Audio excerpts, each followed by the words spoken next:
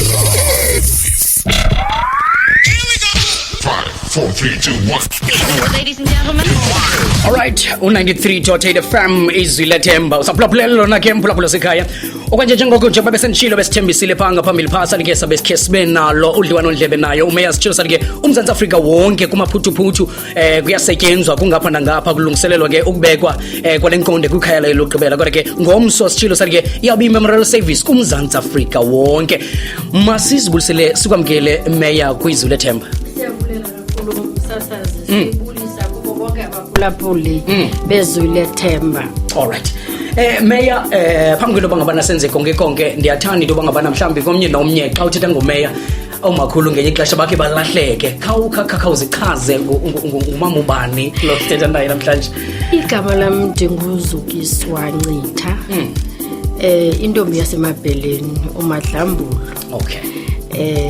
Unontanda kuphakanyiswa Ndabezitha. Ndingumama osuka phaya eMdantsane kwa 14. Alright. Meya singafuna ukwazi bangolisuku namhlanje mhlawumbe nginolalo ufuna ukwazi into ba ingaba into nosiphetele yona xa kula ixesha kubhizi kangaka kuMzantsi Afrika wonke.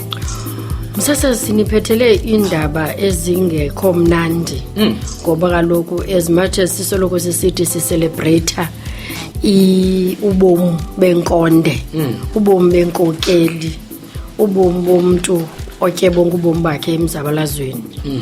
Sine program esiziphetheyo esithi kuqala masiqale ngokuthi kusapho lukatata uMandela lulale ngenxeba kunjena kulo zonke izizwe and sikhula ke thina kusitwa umsasazi uThixo akathatha into ngashinto ikhona into ayishileyo okulandelayo kweyonke esehlelayo kuzube yena eyihlelile enisizathu sokwenza njalo okwethu kukuba sifunde ba yintoni lento simaluyifunda kwesisehlo sisehleleyo sisonke ke singumzi waseBuffalo City sithi kolwasapho lulelale ngenxeba sikho sonke nakwilizwe ngokubanzi nakwizwekazi.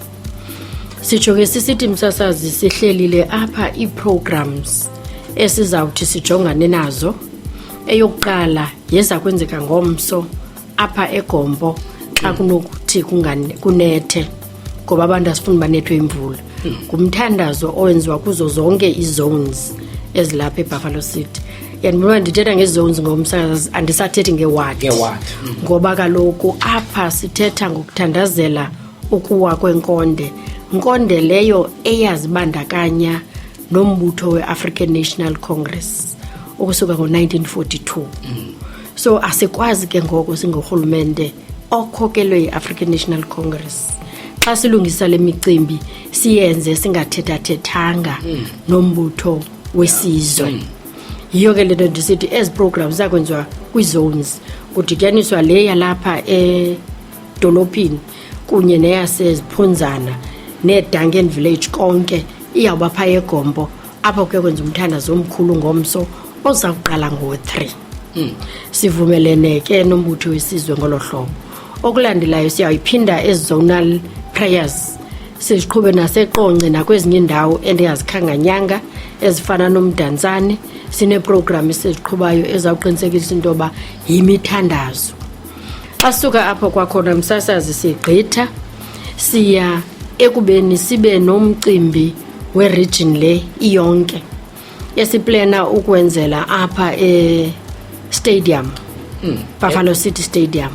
Uba ithe imvula yasiphatha ngolhlobo siplana ukwenzela apha eCity Hall apho sisonke sifuna udibanisa bonke abathe ayivala inhlungu naye cawa ezithe zayivala inhlungu sidibaneni sonke sithi senza umthandazo walapha eBuffalo City. So yiplan esinayo ke msasazi sisebenzisana neAfrican National Congress nabo bonke abantu abakhoyo apha eBuffalo City ngoba elinxeba asithi lelethu kuba iAfrican National Congress ekhokele isociety. Alright.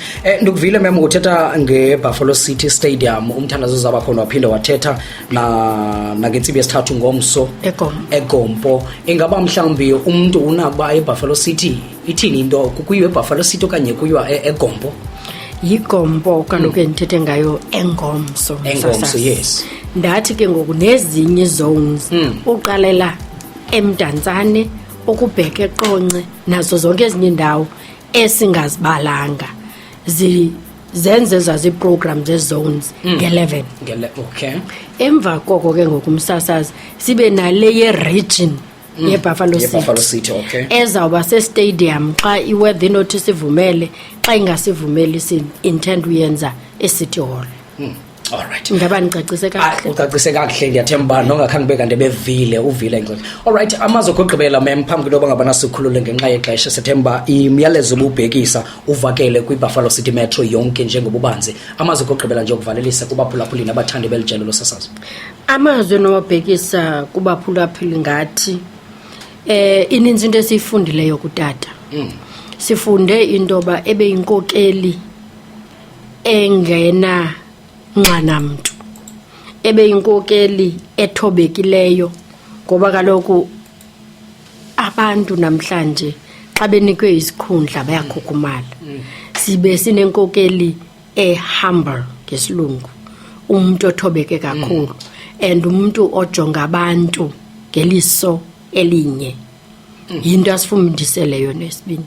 Esibini kukuba unity, abantu ukuba bamanyane, simanyane ngokwebala, simanyane nangokuba sinesini, umuntu ongumama nomuntu ongutata, simanyane nangabantu abasisizwe. Ezo zinto ke zizinto ebeziphambili kuye. Okunye okulandelayo bubuntu. Sisizwe thina bantu abamnyama abaziwayo ngobuntu. Yenye yezinto athe wayibonakalisa kwakunye nokuxolela. Ngoba kaloku uthe uphuma kwakhe etrongweni endaweni yoba axelise mna nawe alinde intoba igame yakhe ke ngoku uzawuphinda sisitya. Laa nto biyenziwe kuye yonke la minyaka i-27 uzawuyenza kwaba bebeyenza kuyo. Waphuma singabanye senza umsindo ethetha nge-reconciliation, ukuxolelana. Saqomba iboke ngumdala into lasifaka kuyo. Sathi simgezelwe kangaka yena wabethetha nge-reconciliation uthethe ngolo hlobo tata. Zizinto asifundise zona. Eyokugqibela ebethi xethetha ngaye noba uzawudalishiye eli lemagada ahlabayo athi xehambile apha elizweni wabhubha njengomuntu wonke. Into yokuqala azawufika ikhangela emazulwini kuba ikhona nayo ibranch ye-African National Congress. Uba ngabana kayiboni umsebenzi wakhe wokuqala uzawufika organize amisele isebe le-African National Congress. That's a commitment he had as a leader of the African National Congress. Zizinto ke ezo esimele ba sithi xa sicinga ngaye sicinge zona nokuba yena ibe ngenguye kuqala njengenkokeli, ibe ngabantu abanyuleyo yena ezemva. Nditsho uba nemali niyakhumbula xa wambi wathi xa kufuneka enyuselwe wathi hayi laa mali yakhe beza kuyinyuselwa yena mayithathwe ifakwe kwi-charity yabantwana. Bangapha abantu abanokuyenza loo nto, ayinguye kuqala ngabantu abakhokeleyo. Zizinto ke ezo esizifundisiwe ngutata endithi xa simkhumbula masikhumbule izo zinto. Enkosi. All right. Sibulela kakhulu ke meya ngexesha lakho silelijelo losasazo. Enkosi kakhulu nangengathi. Kubulela nam sasazi, ndibulela nakubaphulaphula abaphulele enkosi. All right. Enkosi kakhulu. Your opinion drive with Sizwe Zugidi on 93.8 every Monday.